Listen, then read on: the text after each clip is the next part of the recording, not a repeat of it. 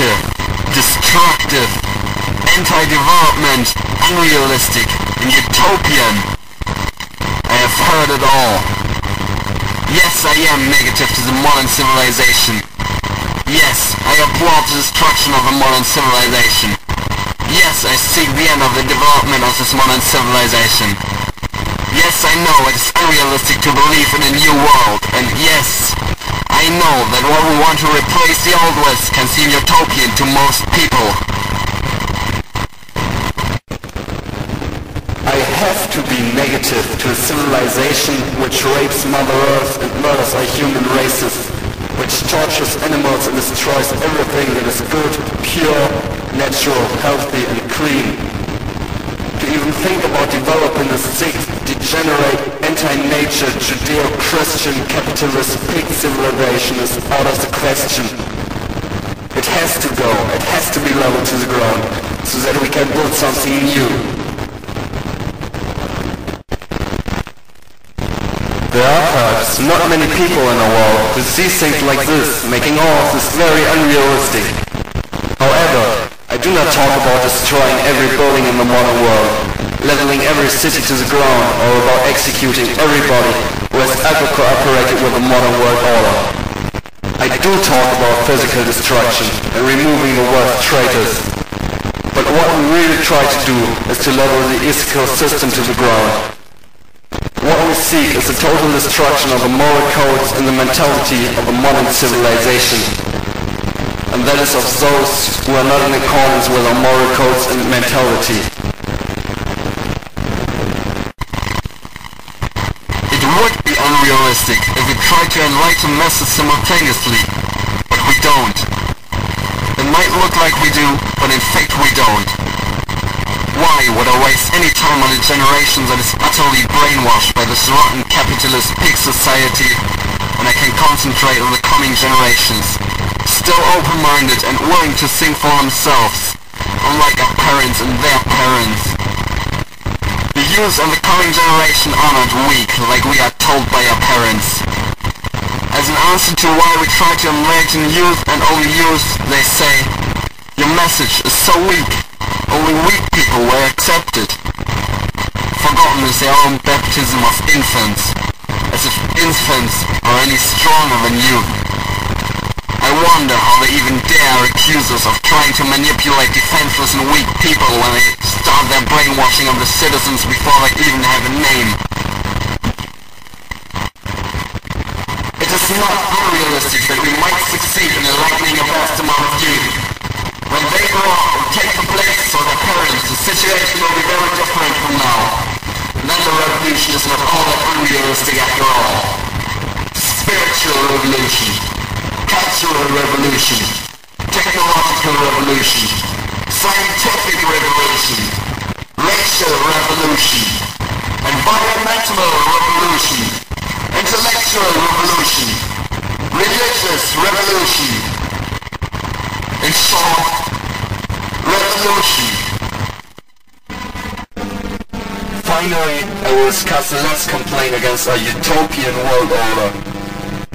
At one side, we want to more or less return to the lifestyle of the Middle Ages. And on the other side, we want to colonize the universe. So how on earth can you combine these goals? Utopian, isn't it? In fact, it is not. Naturally, not all of us can live like we did in the Middle Ages, nor shall we all colonize the universe. If you think about it, the amount of electricity needed to keep scientific research centers and some factories going is not that much. In mountainous regions, like in Norway, this power can be taken from rivers, like we already do today. Minimum pollution, maximum effect. We do not need power plants all over Europe, because we do not need electricity all over Europe.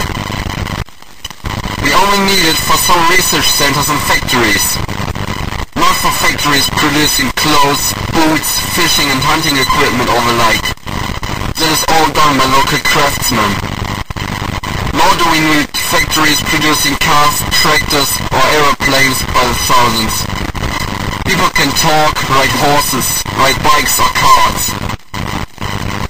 ordinary people do not need anything else. The masses need to live in harmony with nature, or else we will all perish, destroy our planet. Only technology needed for science is necessary, and in fact tolerable. Only the elite of our tribe shall be allowed to work with this technology. The rest shall live like they did in the primitive past. The few factories and mines, research centers and power plants are necessary, and they do not produce more pollution than we have to tolerate. Why do we need this technology?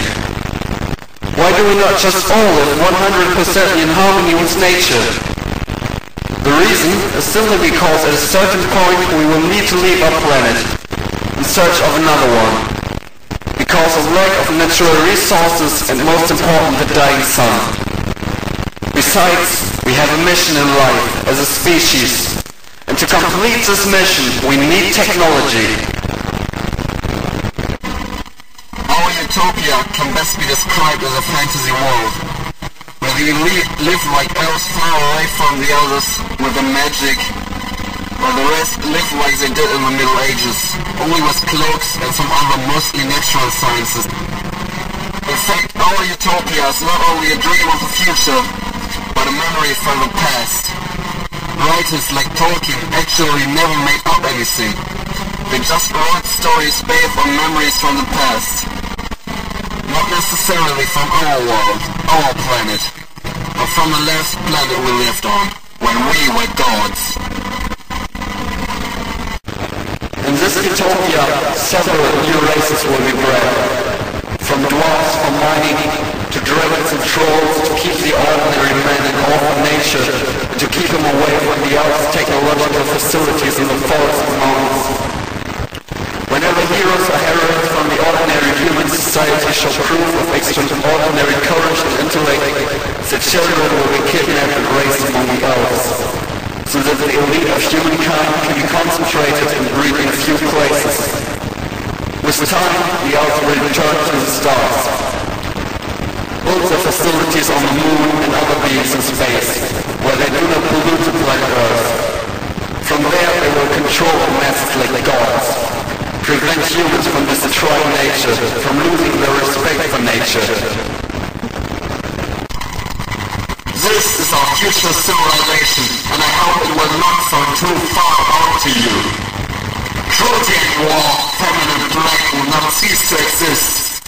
But if you think about it, you can agree that this is not something negative. We need all of this to survive, to improve ourselves, and to find out who are the best amongst us, and moral strength, and courage, and blood.